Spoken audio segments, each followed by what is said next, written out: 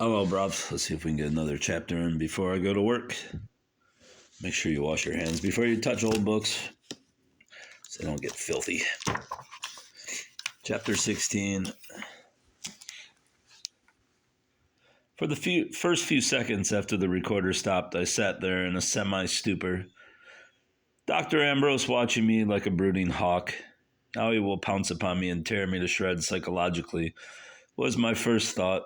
But he only sat there in my momentary wave of apprehension. Jesus, I can't do it. But he only sat there, and my momentary wave of apprehension passed. The look in his eyes was one of kindly concern. I can't comprehend it, I said finally. It's too fantastic. How can I possibly grasp the fact that two personalities live in this body, that there's an invisible being who, but then she isn't invisible when she's in control, is she? I'm the one who is. I stared down at the solidity of my hands clasped tightly over my swollen stomach. My baby, how can I be a mother or a wife? I've got to get away from this. I struggled to heave my cumbersome body out of the chair, looking wildly toward the door. Gentle hands took me by the shoulders and pressed me back down. Wait, Branwyn, the doctor commanded. Let's add things up and see where we really are. You had to know the truth. Now, if you'll just listen quietly, you'll see that your case is not hopeless.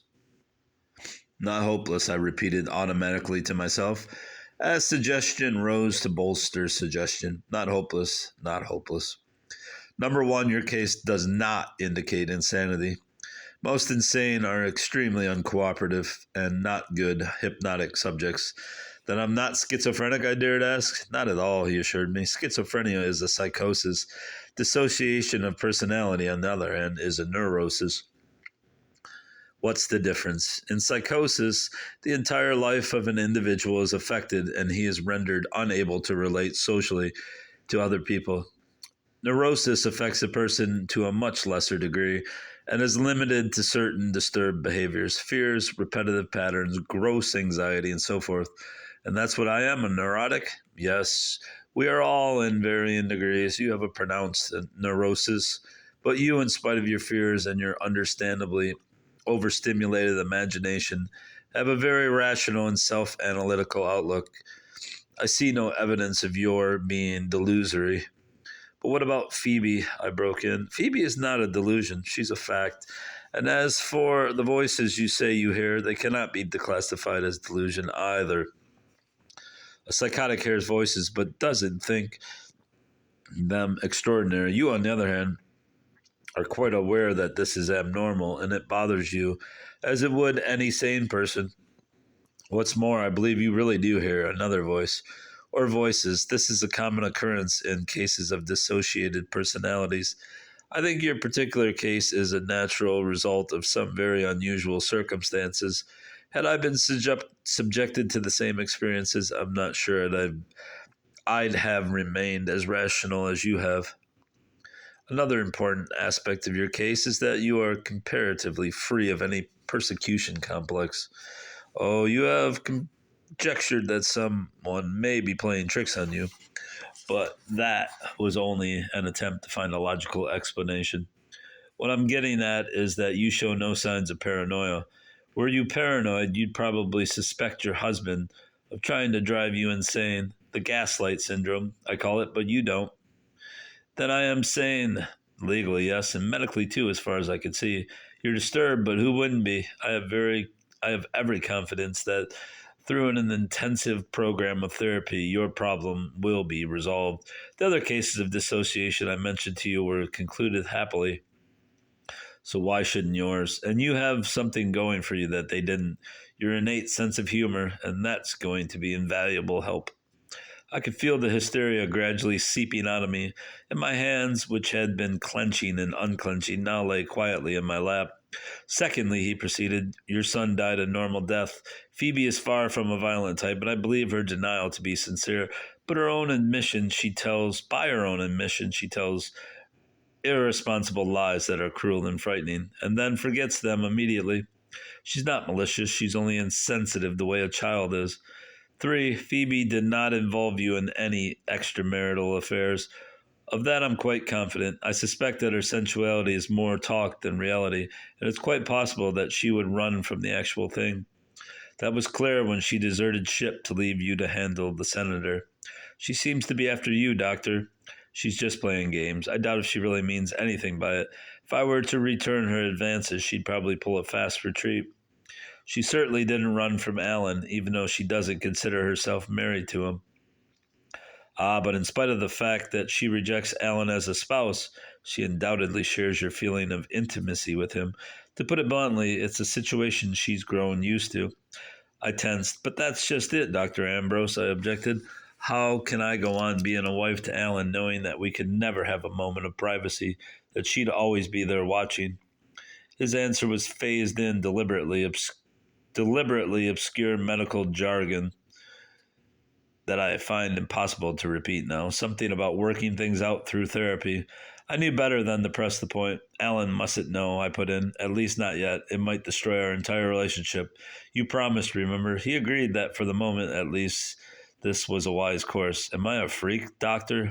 I asked.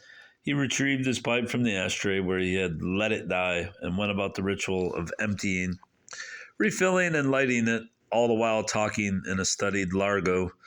You're not a freak, Bramwin, any more than the person who has a rare allergy.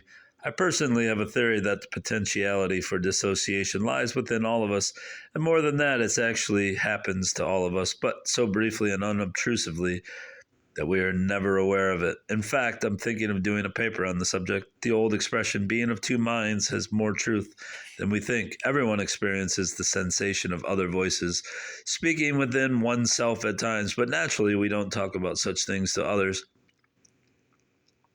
There are many layers to the mind that we know nothing about. We, in our modern, enlightened age, are only on the threshold of its exploration. What causes a thing like this? Possibly a severe trauma or shock in childhood. Maybe a lingering sense of guilt that has been repressed. I know my guilt. Yes, but you repressed it for many years. The discussion was hammering a sensitive nerve. I had to push it away. Now I know what the Greeks meant when they talked of the Furies pursuing men for their crimes. I shifted the direction of our talk.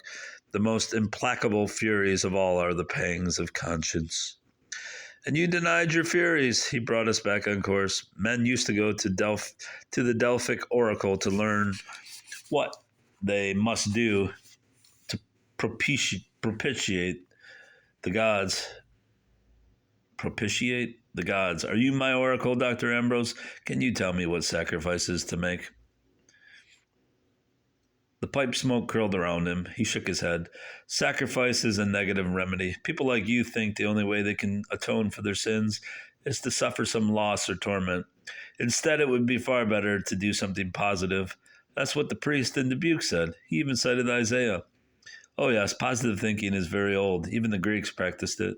What did the oracle command Orestes to do to rid himself of the Furies? Make sacrifices. Not at all. She told him to recover the image of Artemis from the hostile Taurians. I looked at him in surprise. Why, Dr. Ambrose, you know your Greek myths too. Naturally, myths are the greatest compendium of human behavior in all of literature. These stories will always be valid because they are universal. The Celtic myths were reworked from the Greek with additions from Sumerian, Egyptian, and Hebrew legends. The gods and goddesses were one, only their names were different. Athene was probably the prototype for Branwen, your namesake, by the way. She was the maiden goddess, as one of her symbols was the white crow. Demeter, like the original Rhiannon, was a horse goddess who devoured children. I shook my head. Horrible. Guilt feelings, however, might possibly not be the entire cause of my problem, he continued. While Rhiannon's death may have triggered the final cleavage between Phoebe and me, Phoebe had existed for some time prior to that. Something else might have happened at a very young age, some traumatic experience that had also contributed to the dissociation, something I had forgotten. This might eventually be brought out under hypnosis, he said, but it would take time and careful analysis. He was growing restive. Patients must be lined up in his waiting room. I pulled myself up and started for the door, then stopped and turned back to him. The most important question of all had not been answered, and I couldn't go home until it was. I wondered if he was deliberately avoiding it. This Phoebe, I began hesitantly. It wasn't easy to utter her name as one would another person's. She mentioned another presence. Ah, yes, the mysterious presence that stays hidden. The presence Phoebe fears, Dr. Ambrose. I have to know. Could that be Rhiannon? His eyes grew remote, like the black depths of a trackless forest. I would say, he spoke slowly, thoughtfully, that's an extreme improbability. I balk at the word impossibility, as I've lived long enough to see the impossibilities of yesterday become the commonplaces of today.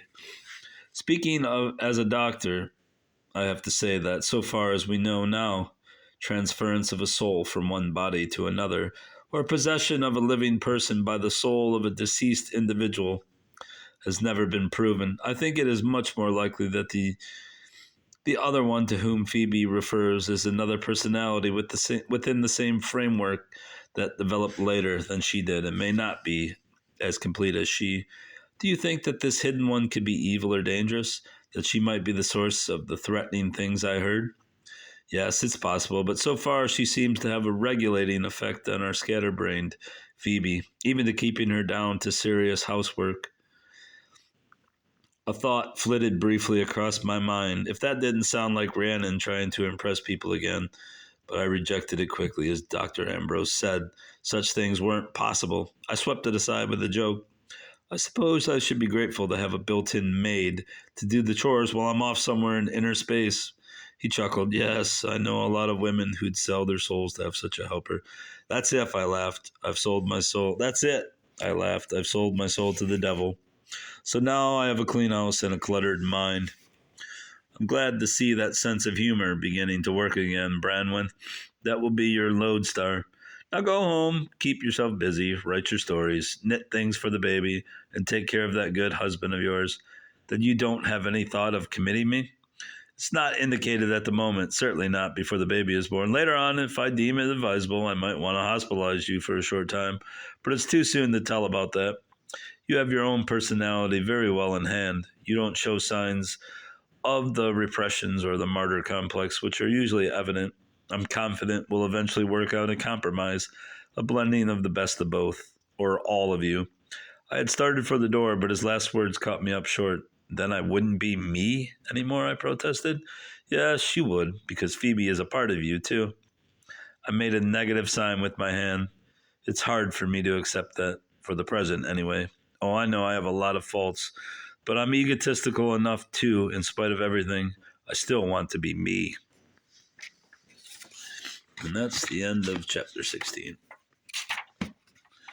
And we are down to the last few chapters. I might even finish it when I get home tonight from work. Before the cold medicine. Goodbye, bruv. Goodbye.